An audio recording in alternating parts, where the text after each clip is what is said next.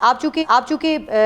ترکی میں ہونے والے مذاکرات کی کوریج کے لیے بھی جا رہے ہیں، تو کیا ہونے جا رہا ہے؟ توقعات کیا ہیں؟ خدشات کیا ہیں وہاں پر؟ دیکھیں، اس ٹائم پر جو اسٹیک ہولڈرز ہیں، جو ریلیونٹ کوارٹرز ہیں ڈپلومیٹک اینڈ سیکورٹی سائٹ کے، وہاں پر بھی بہت زیادہ اسکیپٹسزم لے کے چلا جا رہا ہے ان ٹاکس کو لے کے، پرائمریلی بیکاز افغانستان کی جانب سے یا طالبان رجیم کی جانب سے جو کہ ان کی طرف سے پرومسز کیے گئے ہیں، وہ اب تک نظر نہیں آ رہا کہ وہ ود ہولڈ کیے جائیں۔ ہم دیکھ رہے ہیں کہ تحریک طالبان، یا جس کو فتنۃ الخوارج کا نام دیا جاتا ہے، ان کے اٹیکس اسکیل ڈاؤن ہو گئے ہیں، لیکن اٹیکس رکے نہیں ہیں۔ کہ بارڈر پر بھی اٹیکس جاری ہیں، صرف جو ملک کے اندر جو انٹرنلی ان کے اٹیکس جو ہیں وہ اس وقت جاری ہیں، ان کی جانب سے جو پبلیکیشنز ہیں اس میں ان کی کامنٹری رکی نہیں ہے۔ تو ایک تو اس کا یہ چیز ہے۔ دوسرا حصہ یہ ہے کہ کیا استنبول میں بڑا سوال یہ کہ کیا کوئی ایگریمنٹ ہونے جا رہا ہے، جس طرح کی امپریشن پہلے دی جا رہی تھی۔ مجھے پرسنلی نہیں لگتا کہ اب تک جو حالات ہیں وہ اس طرح کے انڈیکیٹ کر رہے ہوں کہ کوئی ایگریمنٹ ہونے جا رہا ہے، لیکن پرسوں جو استنبول میں ہونے والی ٹاکس ہیں بڑی امپورٹنٹ ہوں گی، کیونکہ اس میں نہ صرف جوائنٹ بارڈر میکانزم کے اوپر بات چیت کی جائے گی، بلکہ ایک فریم ورک جو ہے اس کے اوپر بھی جو جسے کہتے ہیں کنسلٹیٹو فریم ورک، اس کے اوپر بھی بات چیت کی جائے گی۔ انس، پاکستان سے کون کون ریپرزینٹ کرنے کے لیے جا رہا ہے وہاں پہ؟ دیکھیں، اس وقت جب تک میں آپ سے بات کر رہا ہوں تو اس وقت مشاورت جاری ہے۔ پاکستان کے وزیر دفاع بھی ہو سکتے ہیں، یا جو پاکستان کے نمائندہ خصوصی برائے افغانستان ایمبیسڈر صادق، وہ بھی ہو سکتے ہیں۔ اس وقت جب تک میں آپ سے بات کر رہا ہوں اس معاملے کے اوپر مشاورت جاری ہے، کیونکہ یہ کنسلٹیٹو، یہ ایک آن گوئنگ پروسیس ہے، تو یہ کل تک ہی اس بارے میں حتمی طور پر بتایا جا سکتا ہے۔ ٹھیک ہے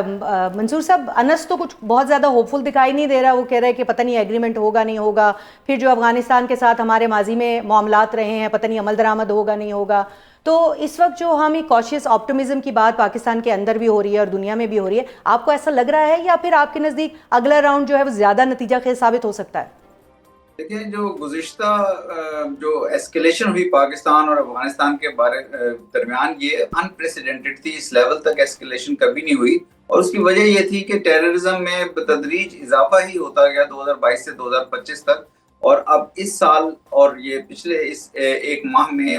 معاملات کچھ اس نہج پر پہنچ گئے کہ ملٹری ایسکیلیشن تک نوبت گئی۔ اب قطر اور ترکی کی طرف سے چونکہ یہ آفر کی گئی تھی اور دونوں ممالک نے اس آفر کو ایکسیپٹ کیا، قطر میں پہلے راؤنڈ آف ٹاکس میں دونوں سائڈز نے ایک سیز فائر کے اوپر ایگری کر لیا، سیز فائر کو امپلیمنٹ کرنے پہ بھی ایگری کر لیا، اور وہ سیز فائر امپلیمنٹ بھی ابھی تک ہو رہا ہے، کچھ اکا دکا جو خلاف ورزیوں کے باوجود۔ اب جو اصل مرحلہ ہے وہ دوسرا مرحلہ ہے، جس میں یہ جوائنٹ مانیٹرنگ میکینزم ایوالو کیا جائے گا، اور بائیلیٹرل لیول پہ بھی پاکستان اور افغانستان جب گزشتہ 3-4 سالوں میں افغان طالبان کی حکومت کے آنے کے بعد انگیج رہے، تو ایک جوائنٹ بارڈر کمیٹی بنائی گئی تھی، اور وہ بھی کافی اس معاملات میں انگیج رہی، لیکن جو اختلاف رائے دونوں سائڈ سے آتا ہے کہ کون کون سی جگہ پر کون کون سے کیمپ موجود ہیں، کس طرح ان کا خاتمہ ہونا چاہیے یا ان کا کیا حل ہونا چاہیے، مختلف قسم کی پروپوزلز رہتی ہیں۔ اب اس میں چونکہ ترکی اور قطر بطور ایک آپ کے ثالث کے طور پر یا ایک گارنٹرز کے طور پر موجود ہوں گے، تو اس سے تھوڑا سا فرق پڑے گا کہ ایک اچھے ماحول میں بات چیت ہوگی، لیکن بات چیت میرا خیال ہے جو مانیٹرنگ میکینزم بنے گا وہ ٹیکنیکلی اس میں کافی ایشوز آئیں گے، اور اس لیے ہو سکتا ہے کہ یہ ایک راؤنڈ سے ایکسٹینڈ ہو جائے گی، یہ 1 یا 2 یا 3 راؤنڈز پہ چلی جائے بات چیت۔ اور فائنلی جو میرا اپنا سمجھ کے مطابق، میری اپنی اسیسمنٹ کے مطابق، فائنلی یہ بائیلیٹرل جو لیول پہ آ کے جب ڈیل ہوگا،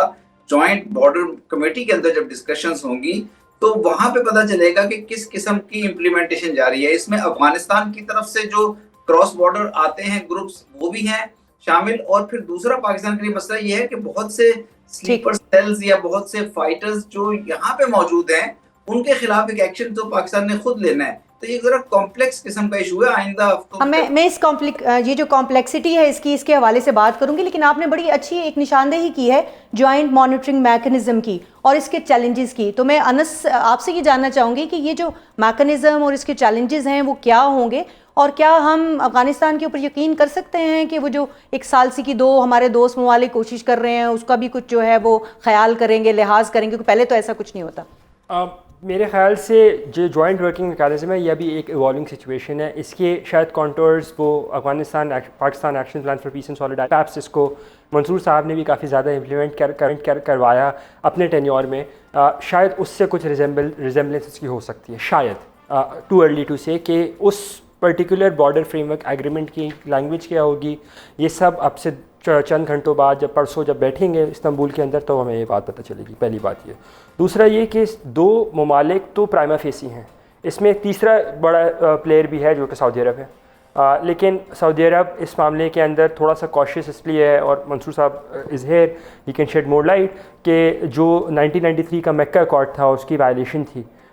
اس کو بھی ان کے ذہن میں وہ چیز ہے. تو پاکستان کے لیے سب سے زیادہ جو میری انڈرسٹینڈنگ میں ہے کہ پاکستان کے لیے ایک ڈپلومیٹک ون کی جب ہم بات کرتے ہیں، وہ ون یہ نہیں ہے کہ افغان طالبان نے اپنی غلطی مانی اور کہا کہ جی اب ہم نہیں کریں گے، وہ تو سال کہتے آئے ہیں، دوحہ ایگریمنٹ میں بھی کہا، بائیلیٹرلی بھی اتنی ساری میٹنگز ہوئیں. پاکستان کے لیے ون یہ ہے کہ جب آج سے 6-8 مہینے بعد خدا نہ خواستہ اگر یہ سیز فائر ہولڈ نہیں کرتا، اور اللہ نہ کرے اگر کوئی دہشت گردی کا واقعہ ہوتا ہے، اور پھر Pakistan will be compelled to act, تو پھر افغانستان کے پاس جو اس کے سپورٹنگ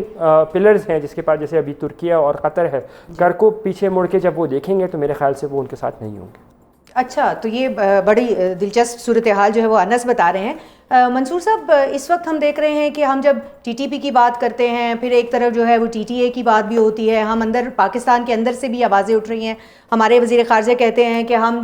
ٹی ٹی پی کو نہیں مانتے، ٹی ٹی اے کے ساتھ مذاکرات کریں گے، اور پھر جو ہے وہ ہم آگے دیکھتے ہیں کہ اب یہ صورتحال آگے بڑھتی جا رہی ہے. تو آپ کو کیا لگتا ہے کہ افغان رجیم جو ہے وہ اب ٹی ٹی پی کے خلاف کوئی کارروائی کرے گی، کر پائے گی؟ کہ ٹی ٹی پی کے اوپر، افغان رجیم کے اوپر میرے خیال میں اس وقت میکسیمم پریشر ہے، کیونکہ پہلے زیادہ تر پریشر پاکستان سے پڑتا تھا، پاکستان ان سے ڈیمانڈز کر رہا تھا بائیلیٹرل لیول پہ، اور وہ پاکستان کی ڈیمانڈز کو نظر انداز بھی کرتے تھے. پاکستان میں ٹی ٹی پی کی کاروائیاں بھی چل رہی تھی، کراس بارڈر ٹیررزم بھی ہو رہا تھا، وہاں گروپس بھی موجود تھے، اور ان سے 2022 میں جب مذاکرات ہمارے سیکیورٹی آفیشلز کے ہوئے تھے تو میں وہیں پہ تھا، تو یہ ان کے لیڈرز وہاں موجود تھے، اس پہ تو کوئی ڈینائل نہیں کی جا سکتی. تو یہ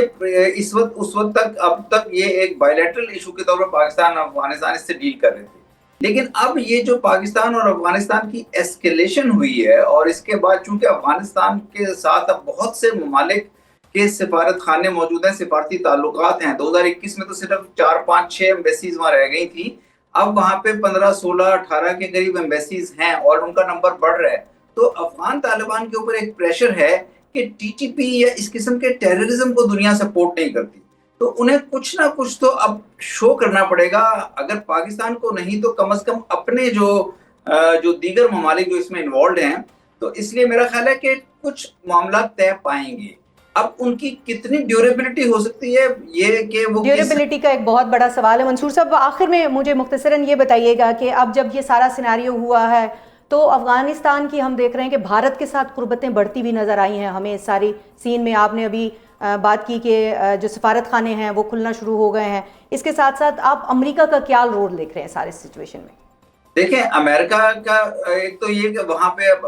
جو افغان طالبان کی ریجنل انگیجمنٹ بڑھی ہے، تو بہت سے نیبرز کے علاوہ بہت سے ریجنل کنٹریز آ گئے ہیں، تمام عرب کنٹریز نے تقریباً ان سے تعلقات بنا لیے ہیں. ابھی ماسکو فارمیٹ بھی انہوں نے اٹینڈ کیا، رشیا نے انہیں فارملی ریکگنائز کر لیا ہے، اور انہوں نے بھی انڈیا کا بھی دورہ کیا. اب پریزیڈنٹ ٹرمپ کی طرف سے بگرام کی ڈیمانڈ کی گئی. بگرام کی ڈیمانڈ سے مطلب یہ ہے کہ امریکہ بھی افغانستان میں ایک انٹرسٹ رکھتا ہے، اور اس انٹرسٹ کا مقصد یہ ہے کہ چونکہ چائنا اور رشیا یہاں پہ امریکہ ان کو اپنے رائیول کے طور پر دیکھتا ہے، گلوبل رائیولری چل رہی ہے، تو امریکہ کی بھی انوالومنٹ کسی نہ کسی طرح موجود رہے گی. بلکہ ابھی آج اور کل میں جو امریکہ کے جو اسپیشل انوائے ہیں، فارمر اسپیشل انوائے زالمی خلیلزاد، امبیسڈر زالمی خلیلزاد، جو دوحہ پروسیس کے آرکیٹیکٹ بھی تھے، وہ وہاں موجود ہیں. تو یہ ہمیں بہت زیادہ جیو پولیٹیکل رائیولریز وہاں پہ افغان تھیٹر میں نظر آئیں گی. اور میرا خیال ہے لیکن پاکستان کے لیے ضروری ہے کہ پاکستان اور افغانستان اس معاملے کے اندر اپنی انڈرسٹینڈنگ بڑھائیں. اور کانفیڈنس بلڈنگ کے طور پر میں دیکھ رہا تھا کہ بہت دونوں سائڈوں سے ٹریڈرز کے 1000 2000 ٹرکس پھنسے ہوئے ہیں. میرا خیال ہے کانفیڈنس بلڈنگ میجر کے طور پہ ان ٹریڈرز کو نارمل ٹریڈ کی اور موومنٹ کی اجازت تو دینی چاہیے، تاکہ ذرا تھوڑا سا ٹیمپریچر بائیلیٹرل لیول پہ نیچے کرنے کی ضرورت ہے.